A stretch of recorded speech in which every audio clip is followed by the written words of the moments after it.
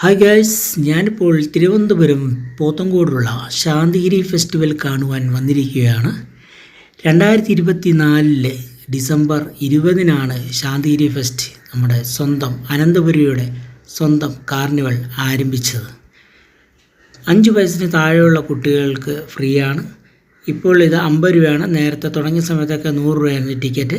Flower show വൈകിട്ട് 3 മുതൽ രാത്രി 10 മണി വരെയാണ് ഇവിടെ ഫ്ലവർ ഷോ കാര്യങ്ങളും എല്ലാം നടക്കുന്നത്.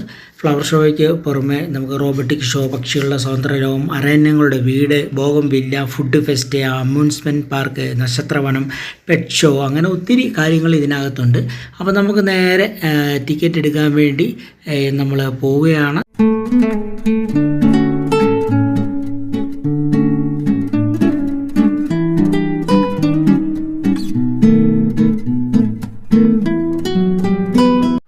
അങ്ങനെ ടിക്കറ്റും എടുത്ത് നമ്മൾ മുന്നോട്ട് നടക്കുമ്പോൾ നമുക്ക് നല്ലൊരു താമര കാണാം. അവിടെ നിന്ന് കഴിഞ്ഞാൽ നമുക്ക് കണ്ട മൊത്തം ഫെസ്റ്റിവലിൻ്റെ സ്ഥലങ്ങൾ മൊത്തം അവിടെ നിന്ന് കാണുകയും ചെയ്യാം.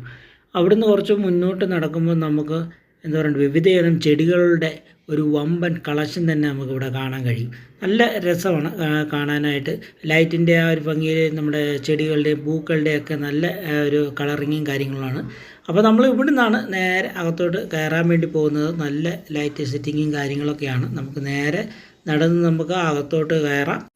ഇനിയിപ്പം നമ്മൾ കാണാൻ വേണ്ടി പോകുന്നത് നമ്മുടെ 24 ഫ്ലവേഴ്സിലെ ചാനലിൽ നമ്മളെല്ലാം കണ്ട് നമുക്ക് ഒത്തിരി പരിചയമുള്ള ഒരാളെയാണ് നമ്മളിവിടെ കാണാൻ വേണ്ടി പോകുന്നത്. ഫ്ലവേഴ്സിലെ മറ്റേ പരിപാടികളുടെ എല്ലാം ടൈമും കാര്യങ്ങളും കൊടുത്തിട്ടുണ്ട്.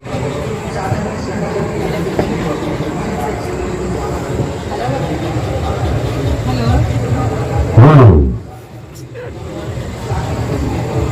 How are you? I'm fine. What is your name? Nancy. Hey, Nancy. Nancy. Hey, Nancy. Hi, good to see you. Bye. Hi.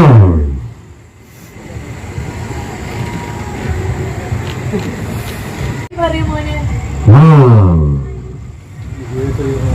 അങ്ങനെ നമ്മൾ അവിടുത്തെ റോബോട്ടിനോട് സംസാരമൊക്കെ കഴിഞ്ഞിട്ട് നേരെ പക്ഷികളുടെ സ്വതന്ത്ര ലോകത്തേക്കാണ് നമ്മളിപ്പോൾ വന്നിരിക്കുന്നത്.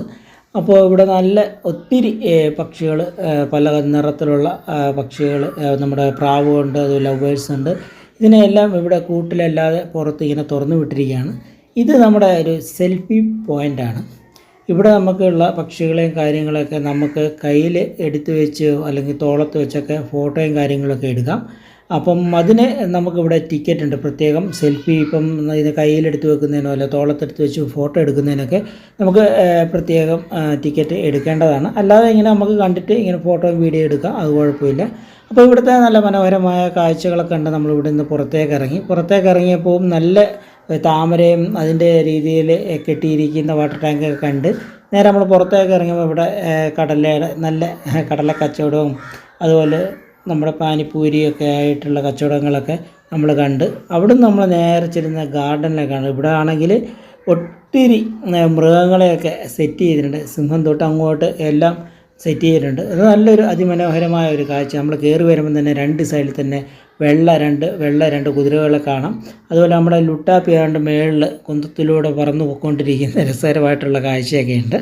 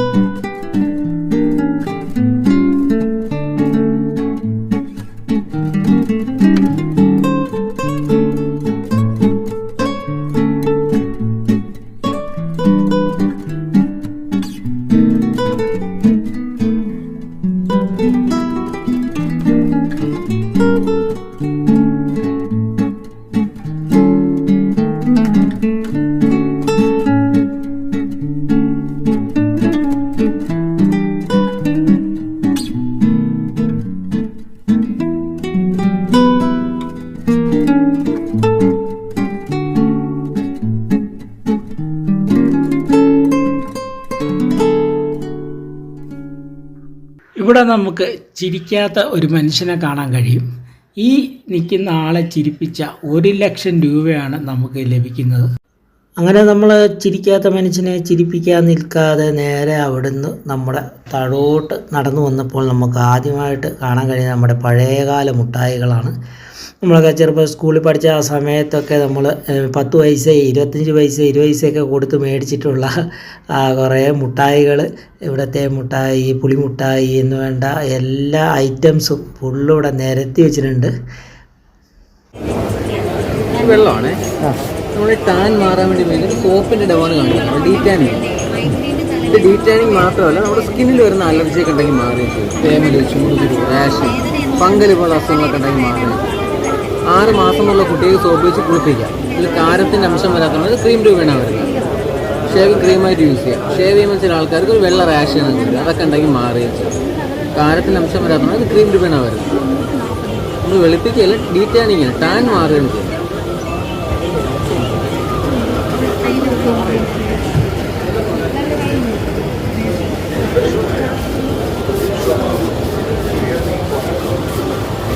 ജസ്റ്റ് ഒന്ന് 2 കൈയോടൊന്ന് കമ്പയർ ചെയ്ത് മറ്റേ കിടന്ന് വ്യത്യാസം.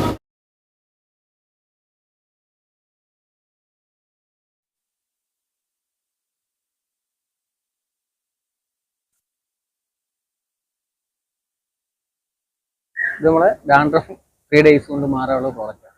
ഇതിനകത്ത് വരുന്നത് 2-in-1 പാക്ക് ആയിട്ടാണ് വരുന്നത്. ഇത് ഡാൻഡ്രഫ് ഓയിൽ, നമ്മൾ ഡാൻഡ്രഫ് ഓയിൽ, ഇത് നമ്മുടെ ഷാമ്പു. അതായത് ഓയിൽ ഉപയോഗിച്ചതിന് ശേഷം വാഷ് ചെയ്യാനുള്ള ഒരു ഷാമ്പു ആണ്. ഈ ഓയിൽ അപ്ലൈ ചെയ്യേണ്ട വിധം എന്ന് വെച്ചാൽ വേറെ ഒന്നുമില്ല.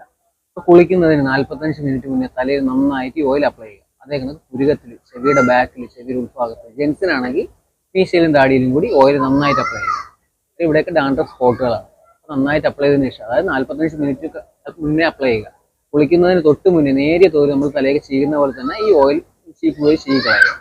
എന്നിട്ട് ഈ ഷാമ്പു ഉപയോഗിച്ച് നേരിയ തോതിൽ ഒന്ന് വാഷ് ചെയ്യുക. അങ്ങനെ തുടർച്ചയായി 3 ദിവസം. 3-ാമത്തെ ദിവസം നമ്മൾ കുറച്ച് ഇൻസ്ട്രക്ഷൻ ഉണ്ട്. നമ്മുടെ പില്ലോ കവർ, ബെഡ്ഷീറ്റ്, നമ്മൾ തലവർന്ന തോർത്ത്, ചീപ്പൊക്കെ ഒന്ന് ഡീറ്റാനിങ് ചെയ്യുക. അതായത് ചൂടുവെള്ളത്തിൽ കഴുകുക. അല്ലാന്നുണ്ടെങ്കിൽ പുതിയ പ്രോഡക്റ്റ് ഉപയോഗിക്കുക. കഴുകി മടക്കി വെച്ചിരുന്ന പ്രോഡക്റ്റ് ഉപയോഗിക്കുക. കഴിവതും നമ്മൾ മറ്റൊരാളെ പ്രോഡക്റ്റ് യൂസ് ചെയ്യാതിരിക്കുക. നമ്മളെ പ്രോഡക്റ്റ് മറ്റൊരാൾ കൊടുക്കാതിരിക്കുക. ഹെൽമെറ്റ് ഉപയോഗിക്കുന്ന വ്യക്തിയാണെങ്കിൽ ഹെൽമെറ്റ് ഒന്ന് ഡീറ്റാനിങ് ചെയ്തതിന് ശേഷം മാത്രം ഉപയോഗിക്കുക. 2-3 മണിക്കൂർ വെയിലത്ത് വെച്ച് ഉണക്കിയതിന് ശേഷം മാത്രം ഉപയോഗിക്കുക. ഡെറ്റോൾ അങ്ങനെ സ്പ്രേ ചെയ്ത് വെയിലത്ത് വെച്ച് ഉണക്കിയതിന് ശേഷം. പിന്നെ വരുന്നത് വേറെ ഒന്നുമില്ല, ആഴ്ചയിൽ ഒരു ദിവസം അല്ലെങ്കിൽ 2 ആഴ്ച കൂടുമ്പോൾ ഒരു ദിവസം കുളിയൊക്കെ കഴിഞ്ഞതിന് ശേഷം ചീപ്പിൽ 2 തുള്ളി എത്തിച്ച് കിട്ടുക. ഓയിൽ നമ്മൾ 2 തുള്ളി എത്തിച്ച് കിട്ടുക, ഒന്ന് ചെയ്യി കൊടുക്കുക. നമ്മൾ പല ഹെയർ കട്ടിങ്ങിനൊക്കെ പുറത്തു പോകും. അല്ലെങ്കിൽ നമ്മൾ എത്ര പറഞ്ഞാലും നമ്മൾ മറ്റൊരാളുടെ പ്രോഡക്റ്റ് അറിയാതെങ്കിലും ഉപയോഗിച്ചു പോകും. അങ്ങനെയും വരാതിരിക്കാനുള്ള ഒരു ഇൻസ്ട്രക്ഷനാണ്, അല്ലെങ്കിൽ മുൻകരുതലാണ്. ഇതാണ് നമ്മളെ ഡാൻഡ്രഫിന്റെ അലോഡ്. 3 ദിവസം കൊണ്ട് എത്ര പഴകിയ ധാരണ, എത്ര പുറ്റണക്കിയ ഡാൻഡ്രഫ് ആണെങ്കിലും പോകുക, മാറുകയില്ല. സോറിയാസിന് വരെ ആയിട്ടുള്ള പ്രോഡക്റ്റ്. അങ്ങനെ ഞാൻ അവിടുത്തെ ഷാമ്പു ഒക്കെ മേടിച്ചു. 3 ദിവസം കൊണ്ട് എല്ലാം മാറുമെന്നാണ് പറഞ്ഞത്. അപ്പോൾ നമ്മൾ എന്തായാലും ഒരു ഷാമ്പു ഞാൻ മേടിച്ചു. അവിടെ നമ്മൾ പിന്നെ നടന്ന് അടുത്ത സ്റ്റാളിലേക്ക് വന്നപ്പോൾ കണ്ടു ഇവിടെ നല്ല രസമാണ്. കാരണം ലൈറ്റും പല നിറത്തിലുള്ള കളിപ്പാട്ടവും കൂടെ ആയപ്പോഴത്തേക്ക്. പിന്നെ അടുത്ത സ്റ്റാളെന്ന് പറയുമ്പോൾ ഇവിടെ വയനാട്ടിൽ നിന്നുള്ള സാധനങ്ങളാണ്. വയനാട്ടിൽ നിന്ന് കൊണ്ടുവന്നിട്ടുള്ള ആയുർവേദിക്കായിട്ട് അല്ലാതെയുമായിട്ടുള്ള ഒത്തിരി ഐറ്റംസ് നമുക്കിവിടെ കാണാൻ കഴിയും. ഇവിടെ നമുക്ക് അവിടുത്തെ വയനാട്ടിലെ ചായപ്പൊടി, അതുപോലെ അവിടുത്തെ തേന് കാര്യങ്ങൾ എല്ലാം ഇവിടെയുണ്ട്. നമുക്കപ്പോൾ ഇവിടെ നമ്മൾ അടുത്ത സ്റ്റാളിലേക്ക് നടക്കുകയാണ്. ഇവിടെ നമ്മളെ കരകുളം പഞ്ചായത്തിൽ നിന്ന്, ഗ്രാമപഞ്ചായത്തിൽ നിന്ന് കൊണ്ടുവന്നിട്ടുള്ള പച്ചക്കറികളുടെ വിത്തുകളാണ്. ഒത്തിരി എല്ലാത്തരം പച്ചക്കറികളുടെയും വിത്തുകൾ ഇവിടെ നമുക്ക് കാണാൻ കഴിയും. പച്ചക്കറികളുടെ മാത്രമല്ല പൂക്കളുടെയും ഇവിടെ നമുക്ക് കിട്ടുന്നുണ്ട്. അവിടെ നമ്മൾ അടുത്ത് തന്നെ കാട്ടു തൈലം നമ്മുടെ വയനാട്ടിൽ നിന്നുള്ള തന്നെ മറ്റേ ഒടുവിനും ചതനേനും കാര്യത്തിനൊക്കെയുള്ള കാര്യങ്ങൾ ഇവിടെ ലഭിക്കും. അവിടെ നിന്ന് നമ്മൾ നേരെ നമ്മുടെ റോബോ വേൾഡിലേക്ക് എത്തിയിരിക്കുകയാണ്. ഇത് നമ്മളെ ടി വിയിലും വാർത്തയിലും അങ്ങനെയൊക്കെ ഒത്തിരി നമ്മൾ കാണാൻ ഭയങ്കര ആഗ്രഹിച്ച് വേണ്ടി ഇവിടെ വന്നതാണ്. അപ്പോൾ ഏതായാലും നമ്മൾ നേരെ നമ്മുടെ റോബോട്ടിനെ കാണാൻ വേണ്ടി പോവുകയാണ്.